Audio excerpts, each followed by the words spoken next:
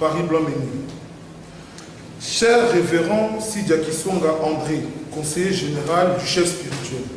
Cher révérend pasteur responsable de la paroisse. Cher révérend pasteur Zédiacre. Cher papa Zemamou. Aujourd'hui, 6 juin 2016, nous fêtons le 95e anniversaire de l'arrestation de papa Simon Kimbangu en Kamba. En ce jour-là, papa Simon Kimbangu s'adressa à la foule en ces termes.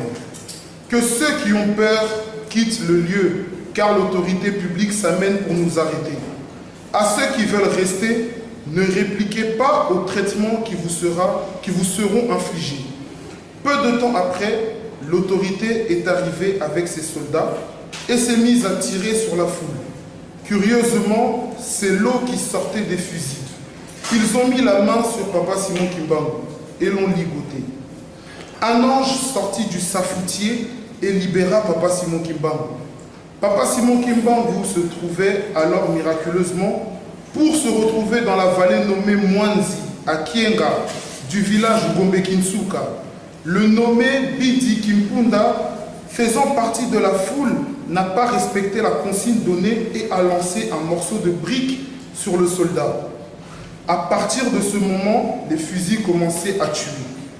Un enfant au nom de Kitangulwa, fils de Nyongwa du village Kilwa, fut la seule personne à trouver la mort par balle.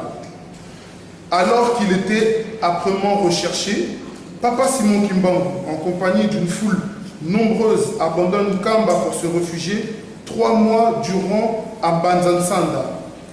Il y est resté durant ces 3 mois non seulement pour évangéliser et guérir les malades, mais aussi pour préparer l'homme noir à sa libération spirituelle.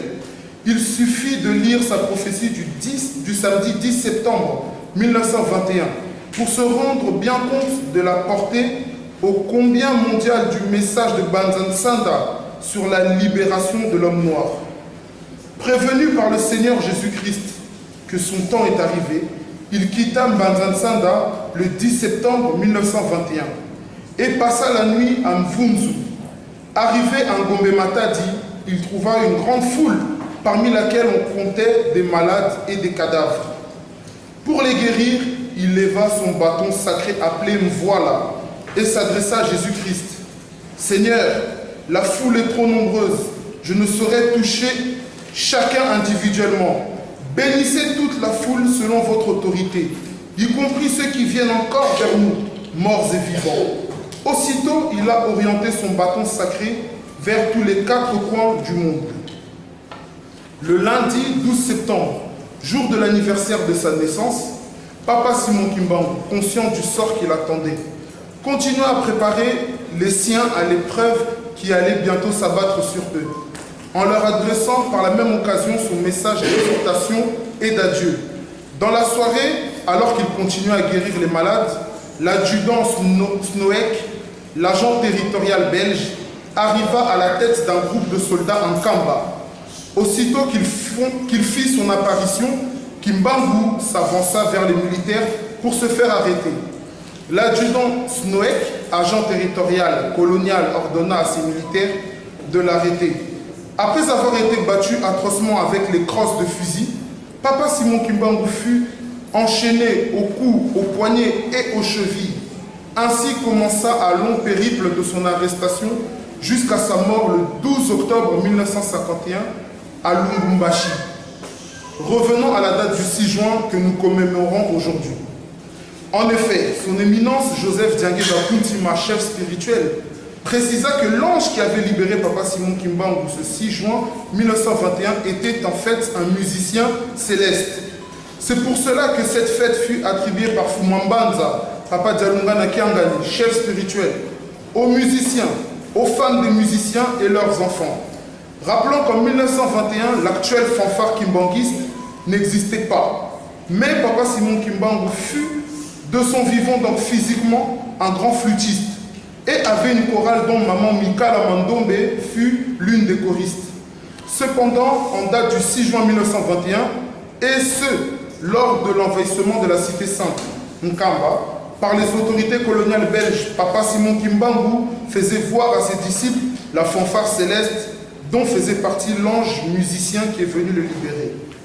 L'actuelle fanfare fut créée par le chef spirituel, son éminence Diangué Bakuntima, en sa résidence 6 rue Monkoto, numéro 87, dans la commune de Ngiringiri en 1958.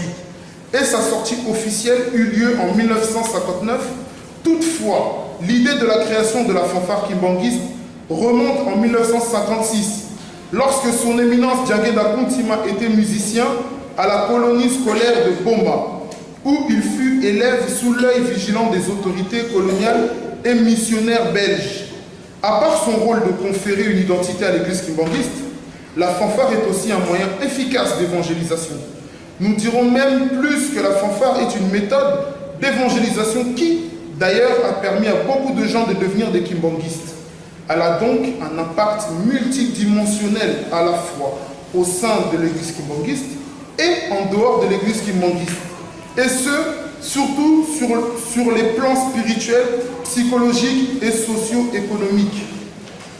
Et sur le plan socio-économique que la fanfare kimbanguiste est à la base de plusieurs constructions qui constituent aujourd'hui de grands patrimoines de l'église, en l'occurrence le temple de Nkamba, le palais des rois appelé Nzwamitini, le centre kimbanguiste d'accueil et des conférences de Kinshasa, le bâtiment administratif de Bongolo, le temple de Matete, l'hôpital de Kimbanseke, les édifices kimbanguistes du Congo-Brazzaville et ceux de l'Angola.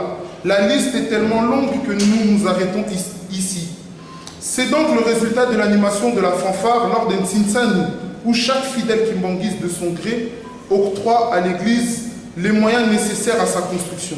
Cependant, l'animation ne se limite pas seulement au Tsinsani, mais elle est aussi exécutée lors du défilé final.